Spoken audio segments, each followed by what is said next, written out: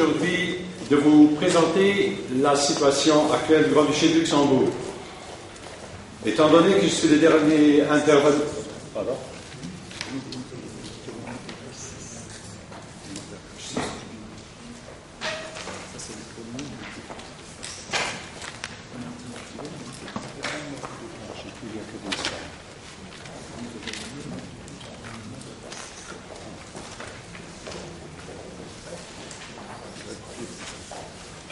Excusez-moi.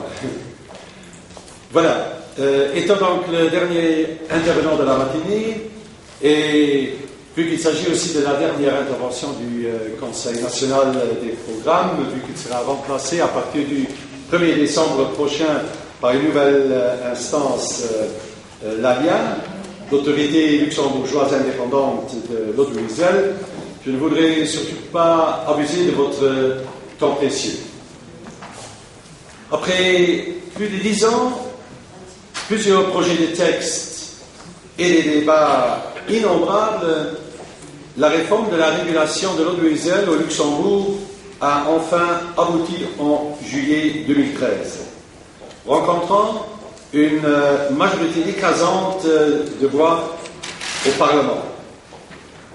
20 ans se sont en effet écoulés depuis la création des premières autorités en 1991.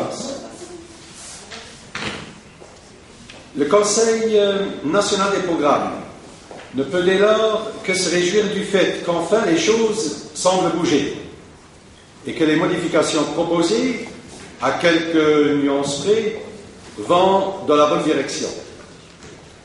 En effet, le 1er décembre, la loi sur l'autorité luxembourgeoise indépendante de l'audiovisuel, ALIA, entrera en vigueur avec des structures professionnelles et une meilleure indépendance. Les 3 autorités existantes ne feront qu'une d'ici quelques mois et le Conseil national des programmes marque son accord avec les grands principes de la nouvelle loi. L'idée de regrouper les missions jusque-là dévolues au service des médias et des communications du gouvernement, à la commission indépendante de la radiodiffusion, à la commission consultative des médias et au Conseil national des programmes dans un seul organe, à savoir l'ALIA. Ceci trouve naturellement notre entière approbation. À l'heure actuelle, des réflexions sont en cours quant à la composition de la nouvelle structure tricéphale.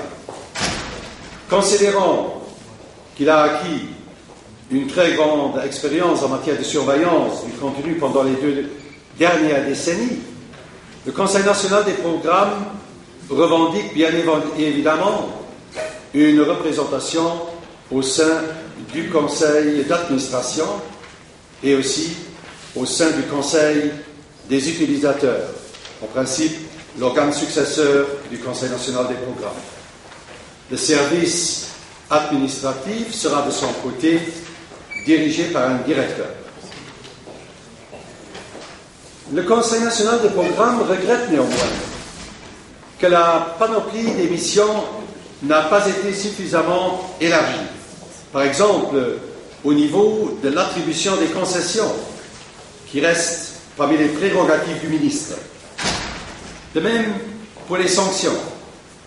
Bien que l'ALIA puisse prononcer plusieurs sanctions ultimes, celle du retrait de la concession restera parmi les attributions du ministre compétent. Le Conseil national des programmes ne peut non plus approuver l'intention du gouvernement de conférer à la nouvelle autorité des missions qui consistent uniquement à encourager les fournisseurs de services de médias audiovisuels à suivre certaines pistes, aussi bien en matière d'accès à l'information qu'en matière déontologique. Il y a lieu à cet endroit de renvoyer à l'allégorie du tigre sans dents, qui a servi de nombreuses fois à décrire le Conseil national des programmes. Sans l'installation de garde-fous, il n'y aura aucun progrès concret. La question des sanctions faisant défaut au CNP tout au long de son existence en est la preuve. Par ailleurs, il est regrettable que des sujets chers à une instance de régulation du contenu, comme par exemple l'éducation aux médias, ou encore une meilleure protection des mineurs, ne figuraient pas parmi les priorités du législateur. En revanche, l'importance du site médiatique du Luxembourg n'a pas diminué ces dernières années. En effet, le renversement des critères de compétence dans la directive sur les services de médias audiovisuels a fait que si une chaîne provenant de pays tiers et pouvant être captée au sein de l'Union européenne tombe d'abord sous le champ de compétences du pays d'où vient la liaison montante. Or, bon nombre de liaisons proviennent du Grand-Duché par le biais de nos satellites Astra et en conséquence, beaucoup de services sont venus s'ajouter et continuent de s'ajouter à la liste des programmes à surveiller. Actuellement, nous en sommes à 66 services de médias audiovisuels et 5 stations radio qui tombent sous la surveillance du Conseil national des programmes. Dès lors, et pour conclure, quelques doutes subsistent quant à l'efficacité de la réforme telle que prévue. Des débats autour de l'existence des compétences prévues ou encore l'adaptation du cadre du personnel nécessaire accompagneront certainement l'ALIA durant ses premières années d'existence. Toutefois, le Conseil national des programmes ose espérer, pour reprendre les termes du ministre des Communications à la tribune de la Chambre des députés, que l'on trouvera des hommes et des femmes qui pourront remplir de vie ce projet longuement attendu.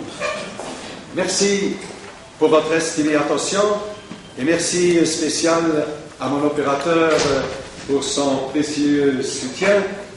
Je dis merci pour les jours inoubliables passés au Tchad. Souhaite à vous tous un bon retour et au référendum un avenir prospère et fructueux. Merci.